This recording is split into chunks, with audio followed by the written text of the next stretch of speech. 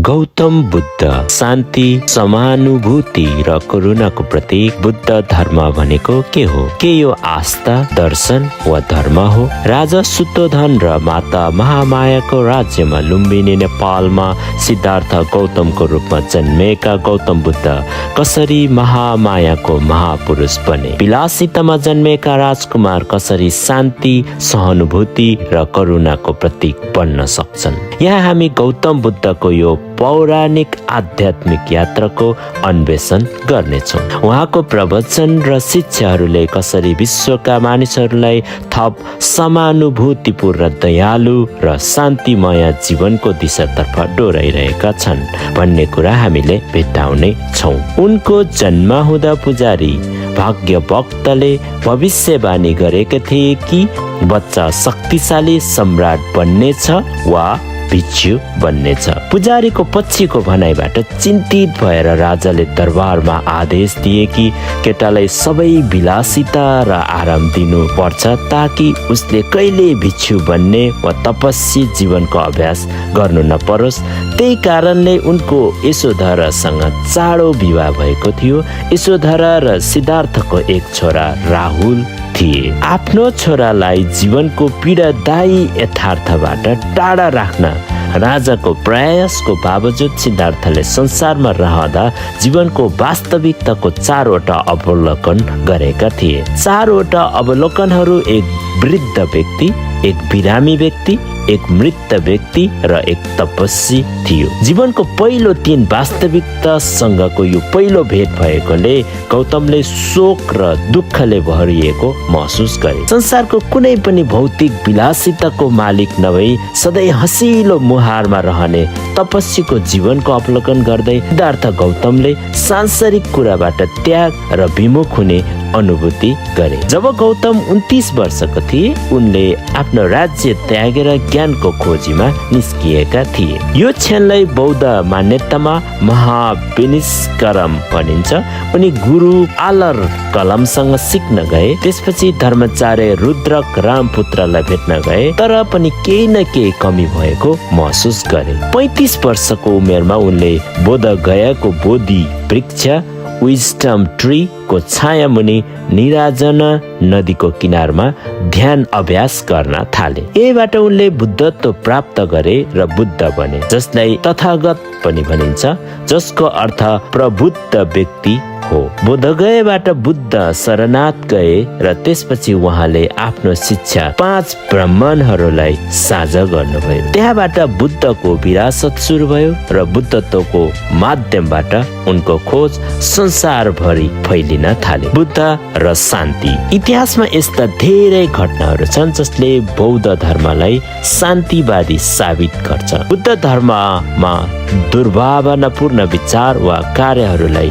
निर्वाणको बाटोमा बाधाहरू मानिन्छ। सम्राट अशोकको उन्मूलनदेखि लिएर बुद्धले कोलियाहरूसँगको लडाईँलाई रोक्ने क्रममा गरेको रक्तपातदेखि बुद्ध धर्मले शान्ति ल्याएको उदाहरणहरू छन्। बुद्ध धर्ममा पञ्चशीलका हरेक उपदेशहरूले हामीलाई मानिसहरूबीच शान्तिपूर्ण सह अस्तित्वको सम्भावनाको लागि प्रेरित गर्दछ। शान्ति र अखण्डता बुद्ध धर्मको मूल हो। नेपालको लुम्बिनीमा जन्मेर भारतमा बुद्धत्व प्राप्त गरे पनि विश्वभरि बुद्ध र बुद्ध धर्मको अनुयायी बनेका छ।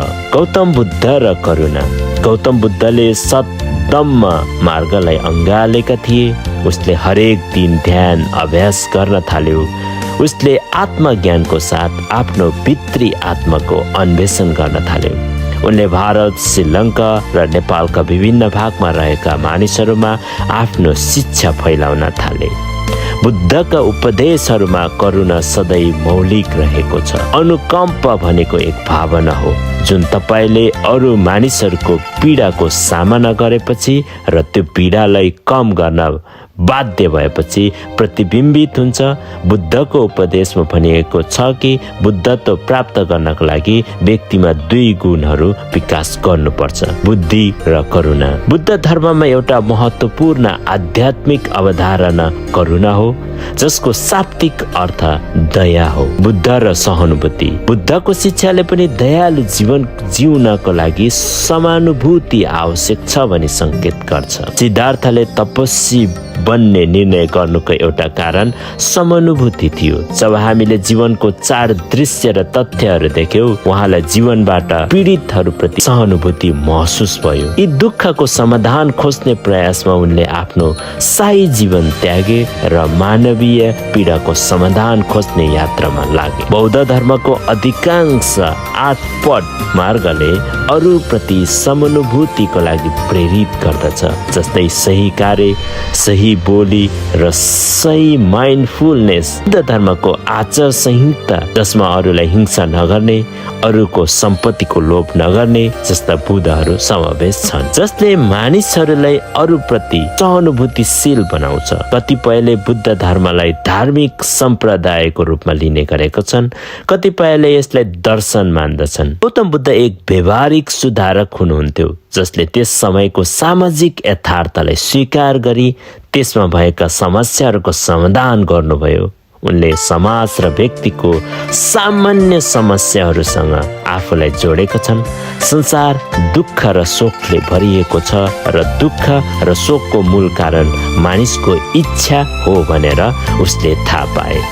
यदि यी इच्छाहरूलाई नियन्त्रण गर्न सकियो भने मानवले निर्वाण प्राप्त गर्नेछ। मध्यमार्ग बुद्ध धर्मको सबैभन्दा महत्त्वपूर्ण दर्शनहरूमध्ये एक हो। मध्यमार्ग अनुसार विलासिता र तपस्याको बीचमा जीवन बिताउनु पर्छ।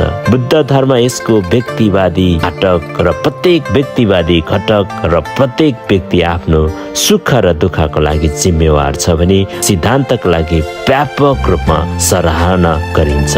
बुद्ध धर्मका 3 तत्त्वहरू बुद्ध, धम्म र सङ्घ थिए, जसको अर्थ प्रत्येक बौद्ध भक्तले यी 3 रत्नहरू अर्थात् बुद्ध, धम्म वा बुद्धको शिक्षा र सङ्घ वा भिक्षुहरूको समुदायलाई मार्गदर्शनका लागि आवश्यक घटकको रूपमा खोज्छन्। बौद्ध मन्दिर, मठ र तिनीहरूको मूल्य अनि मान्यता। सङ्घ बुद्ध धर्मको तेस्रो प्रमुख तत्त्व भएकोले जुनसुकै स्थानमा बुद्ध धर्मको जग पसाल्न मन्दिर र गुम्बाहरू सधैँ अति आवश्यक रहेको छ। बुद्ध धर्म सबै शिष्य, भक्त, आकांक्षीहरूलाई एकै ठाउँमा ल्याउन गुम्बा मन्दिरहरूले सधैँ महत्त्वपूर्ण भूमिका खेलेका छन्। समयसँगै बौद्ध मठहरू ज्ञान र ज्ञान प्राप्त गर्नका लागि उत्कृष्ट स्थानको रूपमा उभिए। बौद्ध धर्मका विद्यालयहरू बौद्ध धर्म संसारका विभिन्न भागहरूमा अभ्यास भएकोले यो सबैभन्दा विविध धर्महरूमध्ये एक बन्यो। तसर्थ बौद्ध धर्म विभिन्न विद्यालयहरू छन्।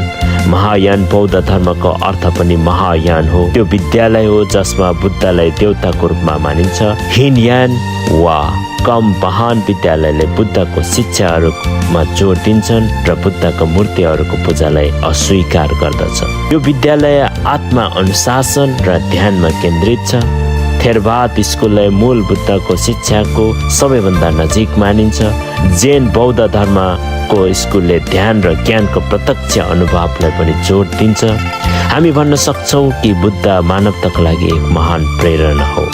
राजकुमारको रूपमा जन्मेर भिक्षु बनेर शान्ति, समानुभूति र करुणाको शिक्षाले सम्पूर्ण विश्वलाई उज्यालो बनाएको बुद्धको यात्रा वास्तवमा मनमोहक छ।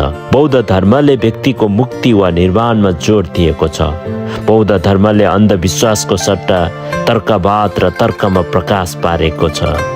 अहिंसाको अवधारणाको साथ बौद्ध धर्मले साथै विश्वलाई शान्तिको मार्गमा नेतृत्व गर्ने प्रतिज्ञा गरिरहेको छ। दुःख, समुदाय, निरोध, मग्ग अर्थात् दुःखको सत्य, दुःखको उत्पत्ति, दुःखको उन्मूलन र दुःखको अन्त्यको मार्ग क्रमशः गौतम बुद्धको 4 नियम हुन्। बुद्ध धर्म, धम्म र सङ्घ समुदाय 3 प्रमुख शरण स्थलहरूमा बौद्ध विश्वासहरू स्थापित छन्। बुद्धको सम्पूर्ण यात्रा एक राजकुमारबाट आध्यात्मिक नेता बन्ने, मूर्तिमा उनको संक्रमण र उनको शिक्षाद्वारा विश्वमा ल्याएको शान्ति र करुणाले बुद्धलाई विशेष बनायो। यस्तै सम्पूर्ण मानव जाति पनि खुसी अनि शान्तिमा जिउन सकोस् भन्दै बिदा हुन्छु। हस्त, धन्यवाद।